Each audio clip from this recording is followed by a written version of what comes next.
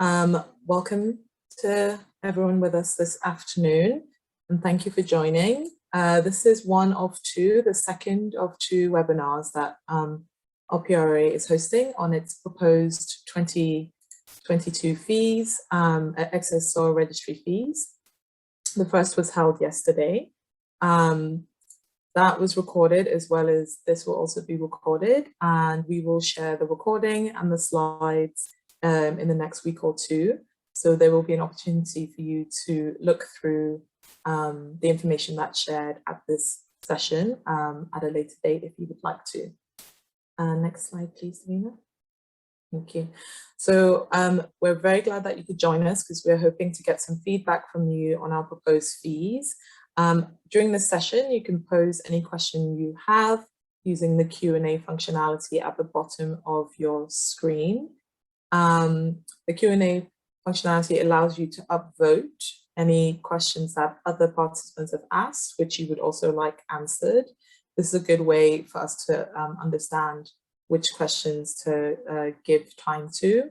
We might not get to all the questions today to answer them live. Any questions that we aren't able to answer live, we will answer in writing. So please do ask your questions and we'll do our best to get back to you either by email or to answer them live.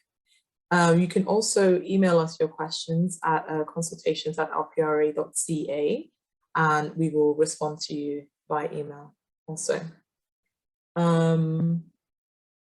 Next slide, please. Okay, so today's agenda will give you a brief overview about ourselves, the authority, and about the excess soil registry, and then we will get into the excess soil program costs as well as the proposed 2022 fees. And then we'll get a little bit of feedback from you at the end about the session, and then we'll give you some information about next slides.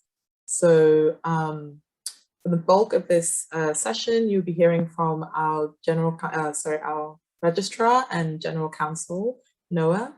So I'll pass it over to you, Noah.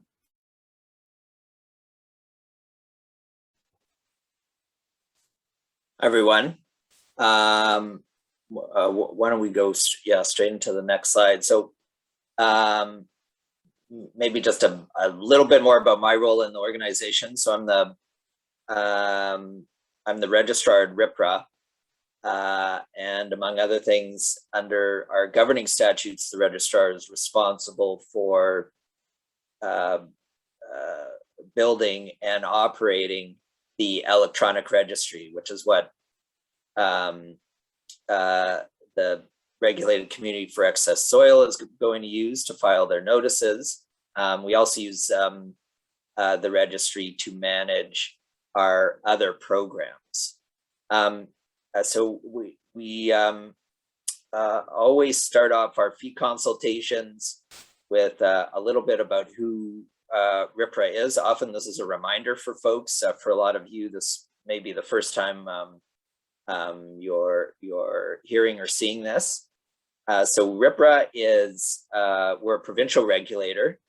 We are mandated to administer two different statutes, the Resource Recovery and Circular Economy Act and the Waste Diversion Transition Act, and the regulations under those acts. So in their initial conception, what those acts are focused on is waste diversion or resource recovery framework that is winding up legacy waste diversion programs under the WDTA and transitioning them to new what we call producer responsibility frameworks under the RRCEA. I'm just giving a bit of context for some of the other things that Ripra does in addition to running the excess soil registry. So until more recently, our focus has been solely on helping those programs wind up and operating them under this new framework. And we've got regulations for tires, batteries, electrical equipment, hazardous and special products, and blue box materials now in force. We help registrants register and report to us under those regulations, and do all the compliance and enforcement that's necessary to make those programs run. In addition to that, under the RRCEA, the minister has directed Ripra to develop and implement 2 different registry services, one for hazardous waste, the movement of hazardous, primarily the movement of hazardous waste, which will be up and running at the end of 2022, and the other registry for excess soil, which is why we're here today. So we were directed to start to develop the excess soil registry in March of this year, and to implement the registry service once it's operational. That is the development of that registry is in progress now, and we're starting to transition over into service mode leading up to a launch date in about a month and a half or so. Next slide, please. So a little bit about our, maybe a little bit more context about our legislative framework for setting fees.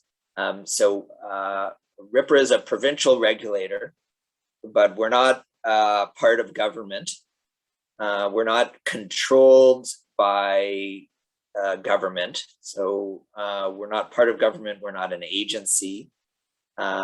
We're an independent, I guess I should say, a non-crown corporation created under statute, and we don't get any funding from government. So all of our revenues come from fees we recover from our registrants across all of our programs.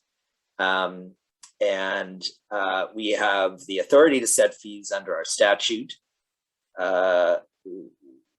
We are required to consult on proposed fees for 45 days, and then we're required to post the final fees for 30 days before the fees come into force. So we're in the 45-day consultation period for excess soil fees right now. We'll run until November 12th. We're doing the webinar today. We did one yesterday to start off the consultation. You may have received email or communications where we posted our proposed fees and put up some material on our website about them. All of the feedback we get from this consultation process will be summarized in a consultation report that gets posted to our website. And we're expecting final fees to get decided by our board in late November. So if you want more information about the consultation process, you can visit our website. In addition to participating in the webinars, we encourage you to provide written feedback. So there's an email address. We may mention it later on, but it's also on our on the consultation page on our website. And if you are going to submit feedback, we really encourage you to do it sooner rather than later, so we can consider it as we're developing the final fees for approval. Next slide, please. So this is a little bit about Ripra. I may talk a bit more about who we are and what we do later on. Part of the reason we're here is because there's a new excess soil regulation, which sets out a lot of different rules about how excess soil gets, how soil gets taken out of the ground and tracked and then disposed of and reused. The registry that Ripra is building and the registry service that we will be operating relates only to one piece of this bigger regulation or bigger regulatory framework. And that piece is the filing of notices that are required to be filed under the regulation. There are 3 different notices. There are project area notices for soil that's being moved off of a project area. There are reuse site notices for sites that are receiving soil for reuse. And there are residential development soil depot notices, I may call them in this presentation, RDSD notices, for temporary storage of soil that has come from a project area. Next slide. So I talked a bit about Ripra's role in providing the registry service. A lot of this content is set out in the minister's direction letter to Ripra from March of this year, and that's posted on our website. But the sort of the key responsibilities we have pursuant to that direction are to build and operate the digital registry, the electronic registry, support obligated stakeholders or the regulated community in using the registry to file notices so they can comply with the law, with the new excess soil regulation, support the ministry to access information and the data they need both to run their compliance function and to support their policy making. And we set and collect fees to recover our costs for providing this service or these services. That's what we're the reason why we're having this webinar right now. Under this direction, Ripra is not responsible for compliance and enforcement of the regulation. So MECP is still responsible for enforcing compliance with the excess soil regulation and for developing policy around the excess soil regulation. What Ripra's role is to make sure that people know how to file the notices they're obligated to file and have the support they need to do that properly. Next slide. So maybe just a little bit more context about what kind of filings are required. I should point out that the focus of this presentation is on fees. So we won't be getting into detail about filing obligations under the regulation. There is information already available on our website. There are some FAQs about what needs to be filed and when, and a little bit more about who's responsible. But in summary, there are 3 different notices.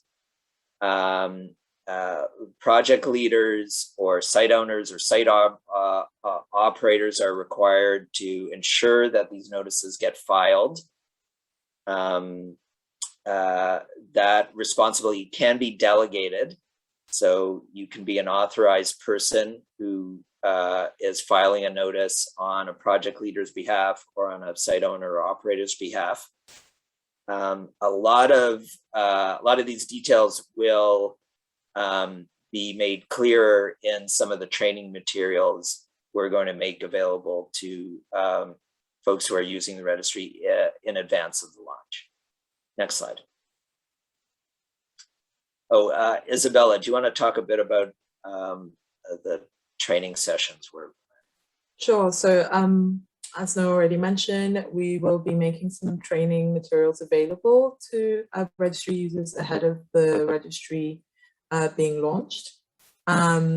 That will happen sometime in November. We will be sharing the date of those training sessions in the next few weeks. So I'm assuming most of the participants today are already on our mailing list, which is why you knew about this session. But if you don't think you're on the mailing list, or if you have some colleagues who are not on the mailing list who might like to join one of those training sessions, please ask them to email us at accessorregistry@rpra.ca to be added to that mailing list. During those training sessions, we will provide a step-by-step walkthrough of the registry. So it'll be a good opportunity to get a preview of what the registry will look like and its functionalities. But those sessions will also be recorded, and the guides we will provide during those sessions will also be shared ahead of the registry launching. So if you can't make the sessions, those materials will be made available, and we will also share those by our mailing list. So yeah, once again, if you're not on that list, please be sure to email us if you would like to be added. Thank you, Noah. Thank you. Next slide. Oh, so we're at a question. So in the next section, where I'm going to get into the details about the fees we're proposing, but we thought it might be helpful to pause here just to see if anyone has questions about who Ripra is and what we do and why we're here. We don't have any questions in the Q&A section so far. Okay, well, maybe I'll keep going. If you do have questions about some of the things I've just presented on, feel free to ask them at any time.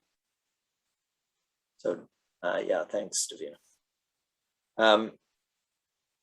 So I mentioned earlier that we are an administrative authority, and what that means is that we are not a part of government. We also do not receive any government funding, and so all of our revenues come from fees we charge to registrants, and we have to set those, we're obligated to set those fees on a cost recovery basis. So we set fees to recover the costs of running the programs that the legislation or the minister have obligated us to run. We are governed by a board of directors. A minority of our board members are appointed by the minister, but the majority then are elected by the board. And it's the board that ultimately has responsibility for setting the fees. So the fees we're going to charge to excess soil registrants who are coming in to use our registry service will recover our costs for building and operating the registry. So that includes registry development costs, as well as maintenance and improvements and enhancements over time, and implementation, which means registry support officers who are available by email or phone to help folks through the registration process, and other related effort from all of the Ripra departments, communications, finance, and IT.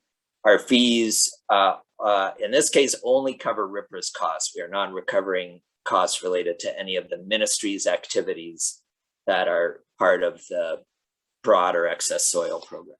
Next slide. So our starting point for our fee setting is actually our business plan. We're obligated to release a business plan every fall that will have a budget for the upcoming fiscal year. So our fiscal year is calendar basis.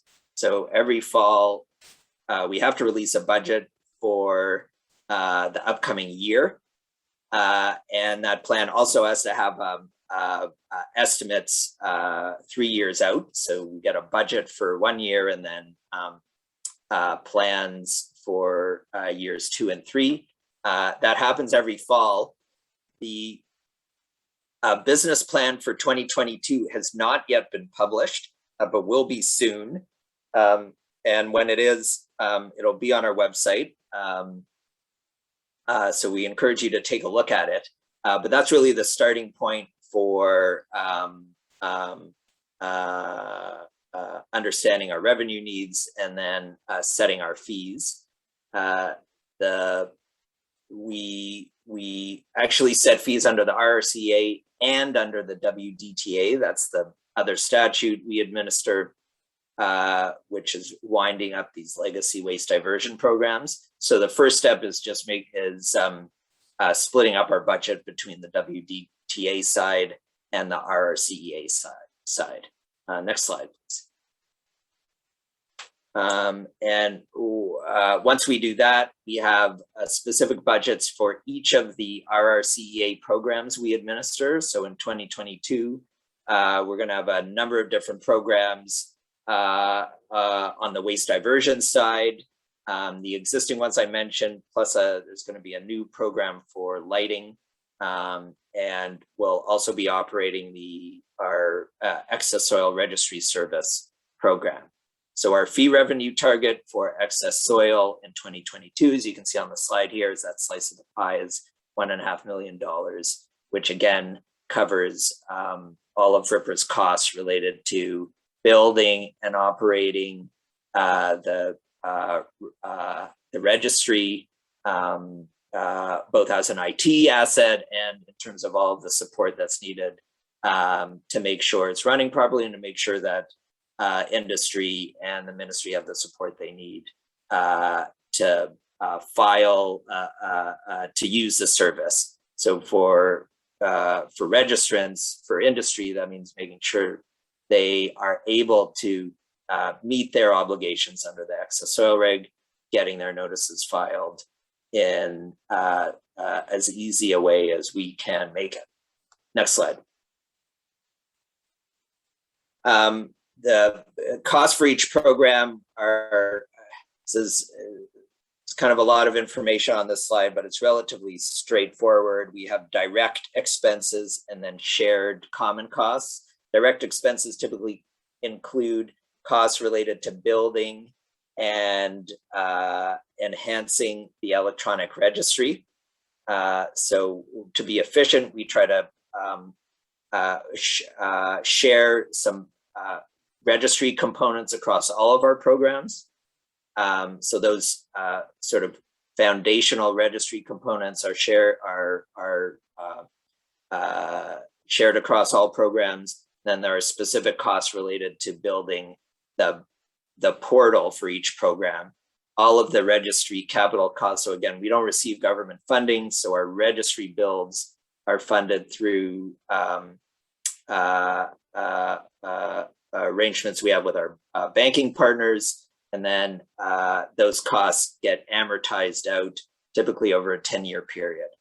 So we're recovering the build costs over a period of time from registrants. And then the other big piece are our shared common costs that relate to all of the support functions that go into providing the service, this registry service. Next slide.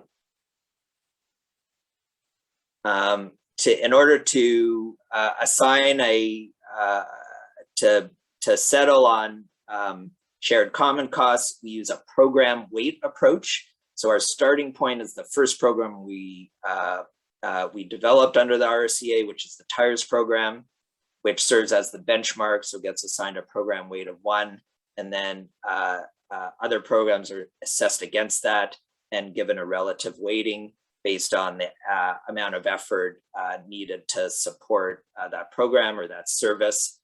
So for excess soil, there's a balance of factors that goes into this. On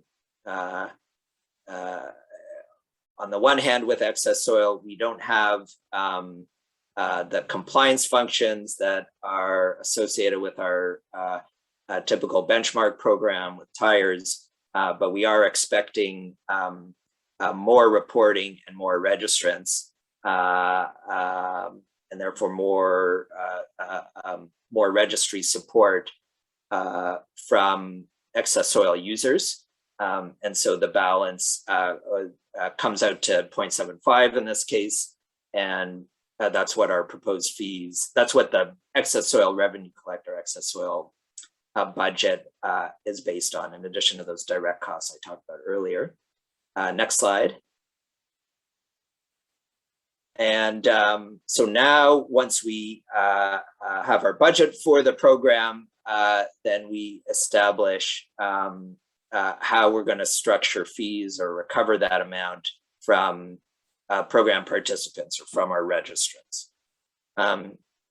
So again, for excess soil, we have 3 notice types. So we have fees for each different kind of notice or filing.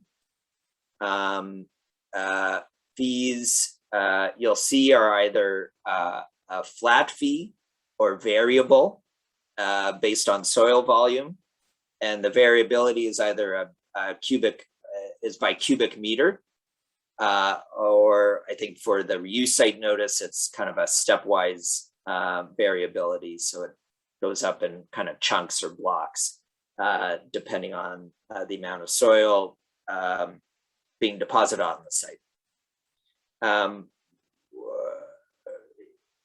For all of the notices, we're proposing that registrants will pay a fee for each notice once it's filed. For reuse site notices and project area notices, there may be an additional fee when you have to come in and close out that notice if the project has changed in the interim and the amount of soil that has been removed is substantially different from what you had estimated when you filed it. So I should point out that for all 3 notices, there's sort of 2 filing requirements for each notice. You need to complete the initial filing, and then once the project is done or the site is closed, you need to come in and kind of do a final report and close out that notice. And so there's sort of an initial filing and a final file, initial submission and a final submission. So the fee will be charged on initial submission for project area notice and reuse site notices. If the project has changed and the soil volume associated with the notice has changed substantially, there may be a fee when you come in to do that final submission or final filing. In order to set these fees, we've had to make a bunch of assumptions about the number of filings we expect to get in 2022 and how much soil we expect to get reported in 2022.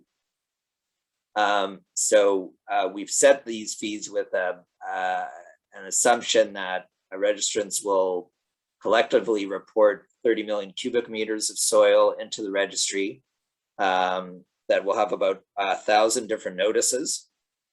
And we've made these assumptions based on a number of stakeholder interviews that were conducted before the consultation started, and includes some work we were doing with our the working group or working groups that we've established as part of our registry build process. And we've also looked at data on housing starts and data on construction investment.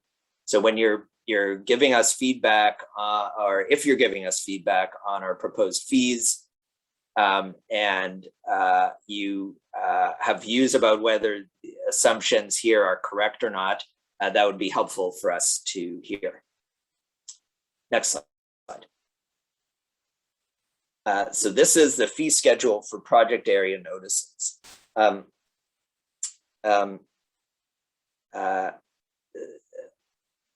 So there are 2 tiers of flat fees. I guess I should start off by saying that most of the revenue that we expect to collect for the excess soil program comes from the project area filings. I should probably also point out that when you make a filing, you will need to, in order to submit that filing to Ripra, you will have to pay the fee, and that's all done through the registry. And so the registry will give you an invoice, and the registry will also give you options for paying the fee. So that's how you'll accomplish it at a technical level, but the details of that, again, will be available in all the materials, training, and other supports that we will be providing to. The first two tiers here are flat fees. There's a $0 fee for very small projects, and a flat $75 fee for what we're describing as small to medium scale projects. So that flat $75 fee actually matches up with our kind of small registrant or small producer flat fee we use in our other programs.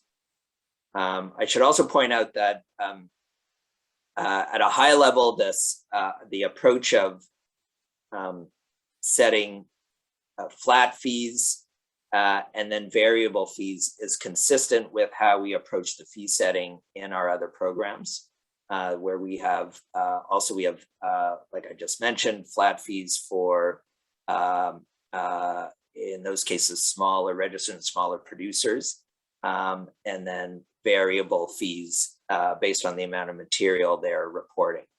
And so part of the reason we set it up like that is in order to make sure that the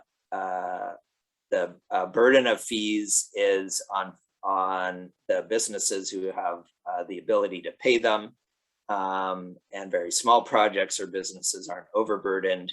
And another part of the reason is that as a general matter, we tie fees to the amount of waste or amount of material that is being generated by the businesses that are coming in to register with us.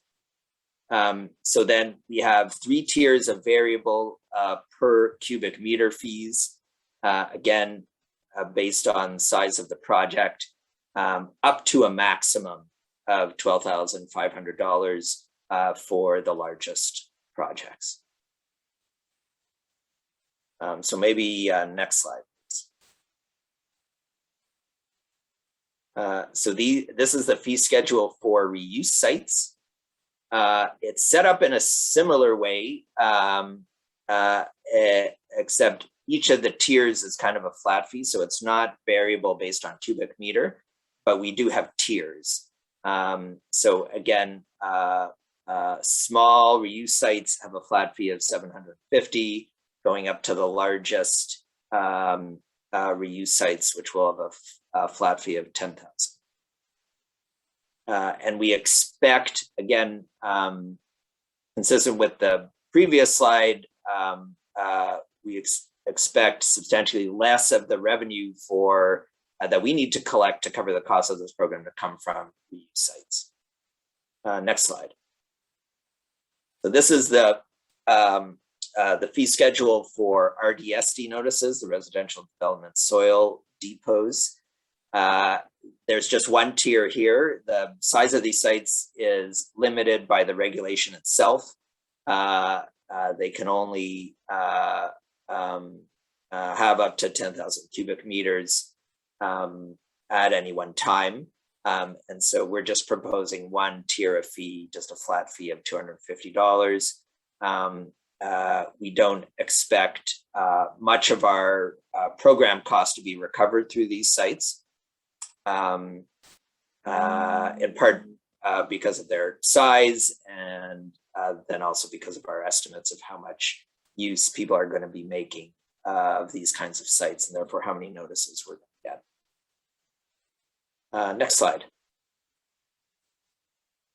So that ends the part of the presentation on the fee schedule. So we're open for questions now. I apologize if my computer is kind of jostling around, so hopefully my video isn't making anyone dizzy.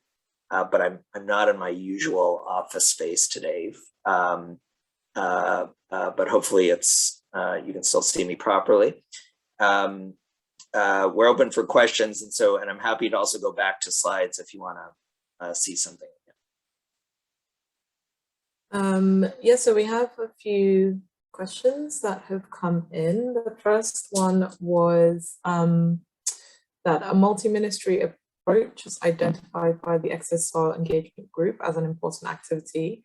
For example, MMAH with outreach to municipalities on issues related to updating soils bylaws and tender documents. Will MECP coordinate this, or will RPRA promote the program through awareness and education?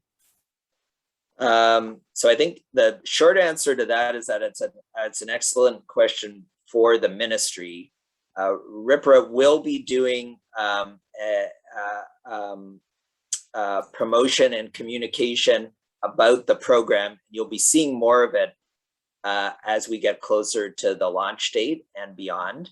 The focus of those communications will be on the registry service and the filings and how to use that efficiently. We're coordinating with the ministry on those communications. There may be some sessions we're running where it's us and the ministry together. That remains to be seen. And we are available to help get messages out to the community. Our focus, though, certainly over the next couple of months, will be on making sure folks know how to know about the registry and how to use the registry. Thank you, Noah. So this one was upvoted by a couple of people. The industry generally works in weight tons, in brackets tons, rather than volume, in brackets meters cubed. Will RPRA be providing guidance / directions to convert tonnage to volume? So that is that's an interesting question. We have not proposed doing that, but if you think it would be helpful, that is something we can consider. I think in our research and some of the work we were doing in advance of consultation, we were assuming that cubic meters would be the right way to anchor our fees, in part because that's how soil will need to get reported into the registry when you're filing our notices.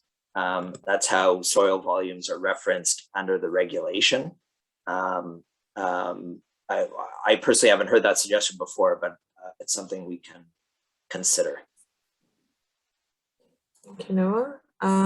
This one was also upvoted a couple of times. Sorry if I missed it, but for reuse site, is this fee paid once when the first load is deposited or when the last load is deposited?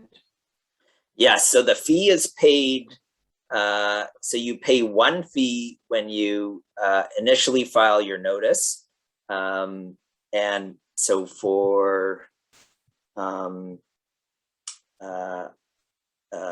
reuse sites, I think that's generally speaking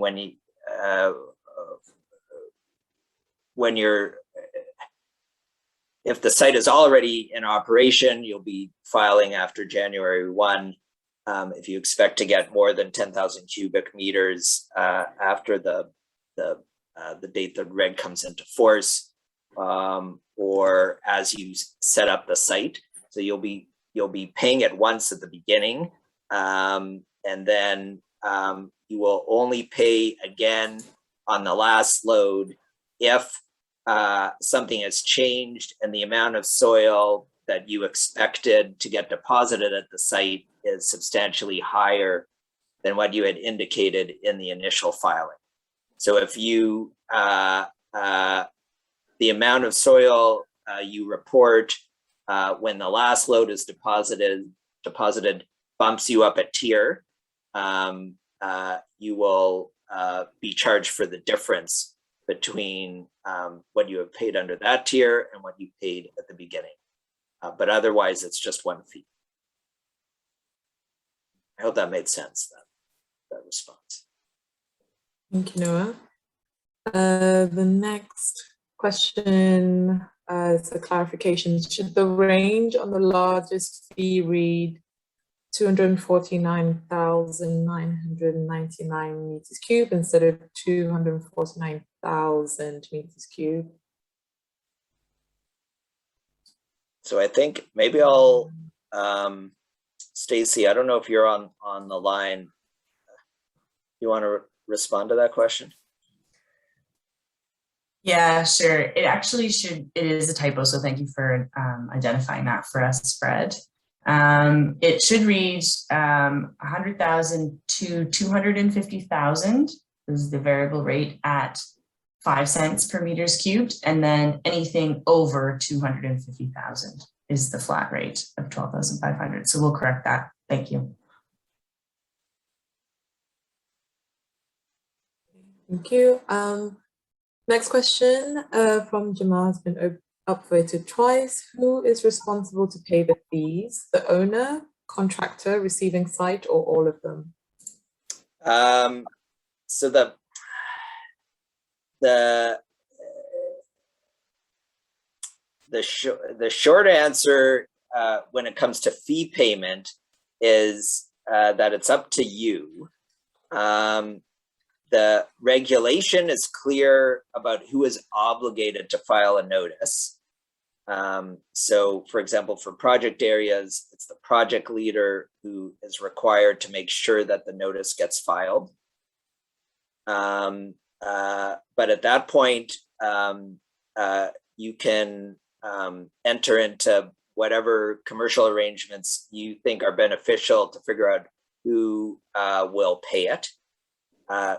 The registry service has been built so that there are options available, so that essentially so that you have the choice. If you are the project leader or someone authorized by the project leader, you can start a notice. Let me say that again. If you are the project leader, you have the ability to initiate the notice and pay the fee. But you also have the ability to delegate to an authorized person who can initiate and pay the fee instead of the project. Thank you, Noah. Next question from Nick. In the rare case, if material doesn't leave a site, then none of this applies. So I guess if you think it's going to leave, you initiate a notice, but it doesn't leave. Yeah, so if the fees and, well, let me say it another way. The obligation under the regulation and therefore the fees are triggered by the requirement to file a notice. So if you need to file, so you're going to be filing a notice with us, a project area notice with us, if you're starting, before you start the project, if excess soil is going to be leaving the site, and if none of the exceptions or exemptions in the regulation apply. So in that case, you're going to be paying the fee. So the fee is tied to the notice filing requirement. If you don't have an obligation to file a notice in the first place, then you don't need to interact with our registry and don't need to pay the fee. But if you do need to file a notice, even if something happens and the project gets canceled or some other project change occurs later on down the road, the fee is tied to the initial filing of the notice and to how much soil you have estimated will be leaving the site as part of the project. And again, there are rules in the regulation that relate to some of the work that a project leader has to make sure gets done in advance of filing the notice, including estimates about how much soil is coming off the site. And once those obligations are sort of met or checked off, then you're ready to come in and file the notice and report on what you're doing. Thank you, Noah. The next question from Kathy. I've voted twice. Have you accounted for reuse sites where excess soils may be deposited over several years? For example, a gravel pit that is using the soil to rehabilitate to another land use. Yeah, so the short answer to that is yes. We are still proposing, at least right now, we're proposing just a one fee when the site is initiated. So when you're required to file that initial filing, whether it's a site in progress or a new site that's being started, even if it's a multi-year site, what we're proposing, at least for 2022, is that it will be a fee just on filing. So you won't have to pay a yearly sort of use fee or registration fee, even though you may have an open notice in our system for multiple years. Thank you, Noah. The next question is from Courtney, also upvoted twice. What if for reuse site you did not import as much material as originally assumed when you filed the notice? Will you get money back if you go down a tier? So that's a good question. Our proposal, what we're proposing would not give you a reimbursement if you, for whatever reason, if the project changed and became smaller over time than what you expected when you filed the notice. So like I said, if something changes and there's more soil getting deposited or more soil moving off the site than what your advance work had estimated when you filed the notice, you will be charged the difference if it's substantial enough. But we aren't proposing right now that you would get a reimbursement if the amount of soil is less than what you had reported on your initial filing. But that's helpful feedback and something we can consider as we work on finalizing fees. Thank you, Noah. Next one's from Monisa. You mentioned smaller sites / projects being charged a lower fee. Has a similar lens been applied to public / infrastructure / taxpayer funded projects? We have not. So that is, again, consistent with how we've approached fees for all of our programs. They're based on, the size of the project or the amount of material really that's being generated. And so that's true whoever is doing the generation. That is something we can consider as we go through this process, but because the filing requirements are the same and the support we need to provide is the same, and we have treated sort of projects of the same size similarly, regardless of who's funding them. Thank you, Noah. The next one from Janet. Could you please clarify if a refund is available when a project gets cancelled, either full or minus a processing fee? How do you withdraw a notice? There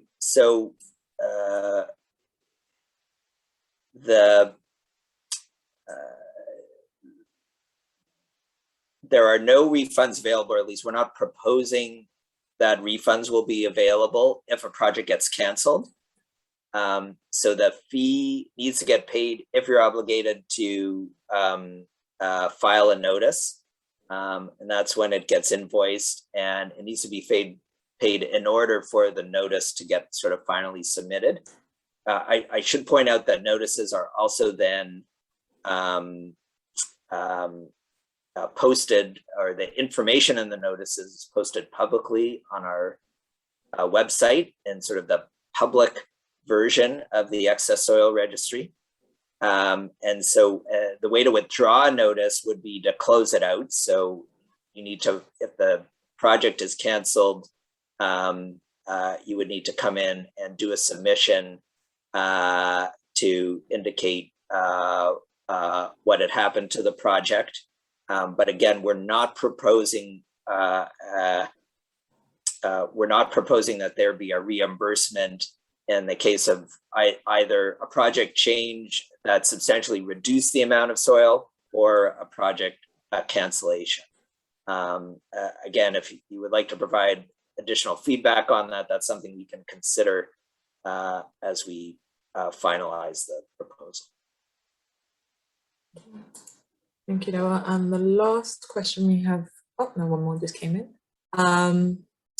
If the soil is being transferred from one municipal project to another, does the registry fee apply? That is a good question that isn't for me to answer, or at least isn't for me to answer on this session. So the best I can tell you right now is that the fee will apply if you're required to file a notice under the regulation. So there are, and you're required to file a notice if it's soil is being excavated from your project area and moving off site. But there are a number of exceptions or exemptions in the regulation. So I encourage you to take a look at it. And we may also be releasing, some additional material in conjunction with the ministry with some more FAQs, trying to explain, help folks understand when they have to file and when they don't. But the starting point for our fees is the filing. So if you have to file a notice, then you need to pay our fee. Okay, and I think this is the last one we have. And I think this is just about as much time as we have for questions as well.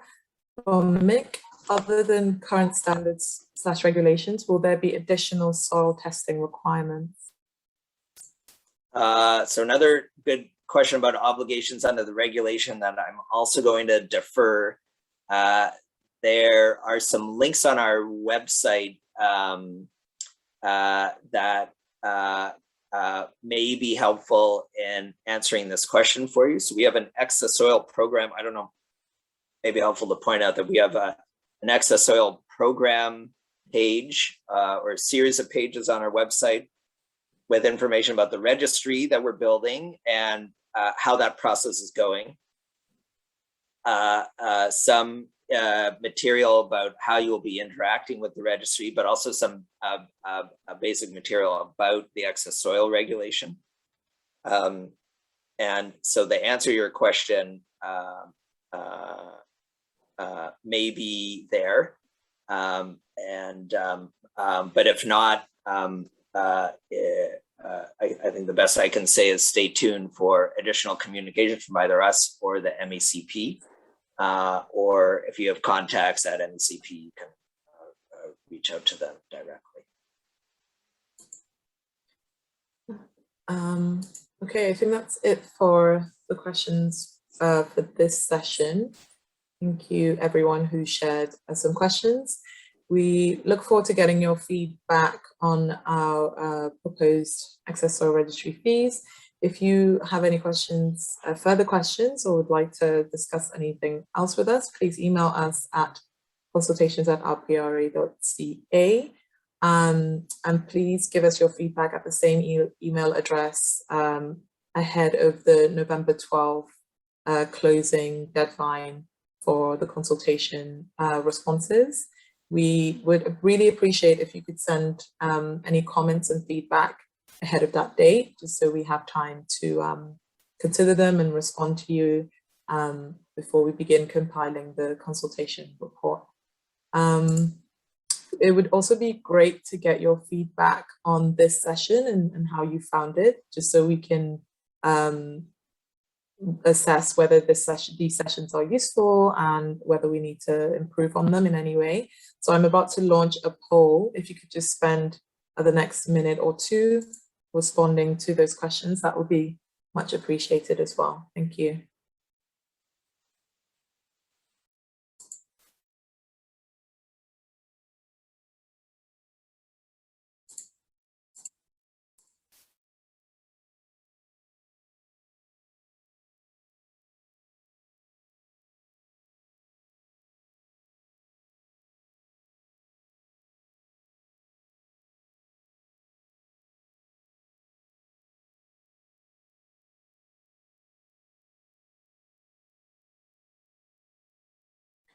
I should add that after this, we will be sharing some information about next steps, if anybody wants to stick around for that information.